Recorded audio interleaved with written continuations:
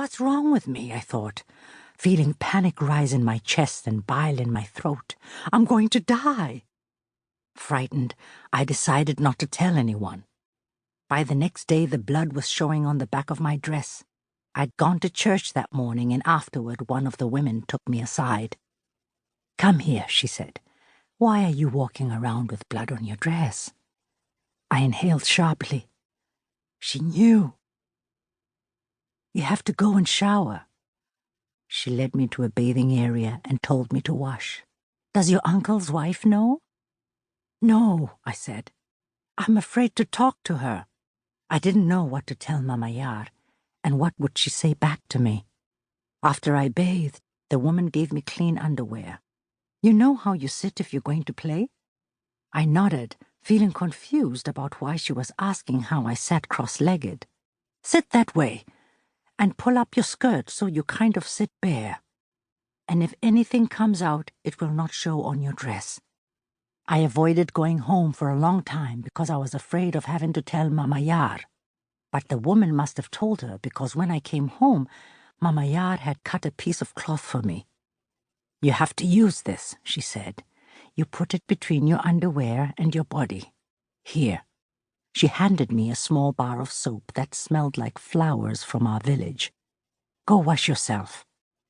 I felt embarrassed, so I quickly said okay, grabbed it and ran. At least I figured I wasn't going to die. The next week, the woman at church took me aside again. "You know what happened last week?" I nodded. "You are a woman now." She pointed to a nearby hut where a mud wall was decorated with flowers and a small pole was sticking out of it. "You see that pole?" "Yes, people were dancing there last week." "They were dancing because that girl became a woman. When you become a woman, a man can marry you. So you must be disciplined and not play anymore." I wasn't ready to become a woman. I didn't want to get married. I still had to finish school. How could I become a woman overnight like that?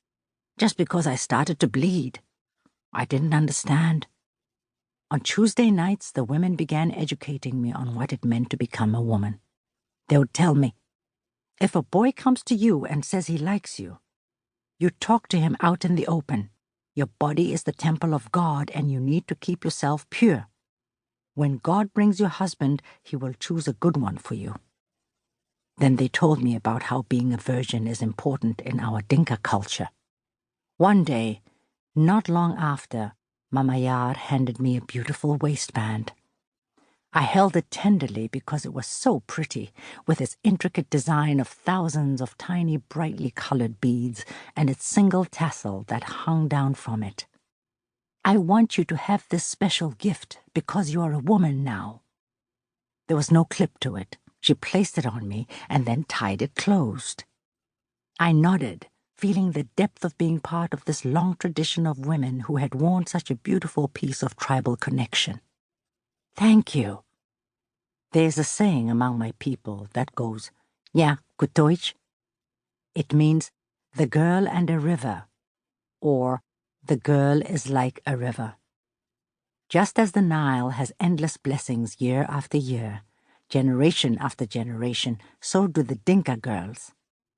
It is a girl's job to bless society with children and her family with a wealth of cows in the form of a dowry. For a girl to bring a good number of cows, she must be a virgin and have a good heart to take care of her in-laws. They told me that purity was very important because it would determine how I would be treated in my new family. Since everything in the community was connected and everyone knew everyone's business, there would be no place to hide. If the girl shared part of herself before marriage, everyone would know and would bring scandal to herself and her family. Sure enough, word got around that Rebecca has become a woman. Men began talking to my aunts and older girl cousins, telling them they were interested in me. Some of them were 30 years old. When each suitor and his brothers showed up, my aunts and girl cousins talked to them, and if they approved of the man, they told the rest of my family. I didn't want to get married, which frustrated my uncle, because he felt I was being too stubborn. He thought I might have a secret love.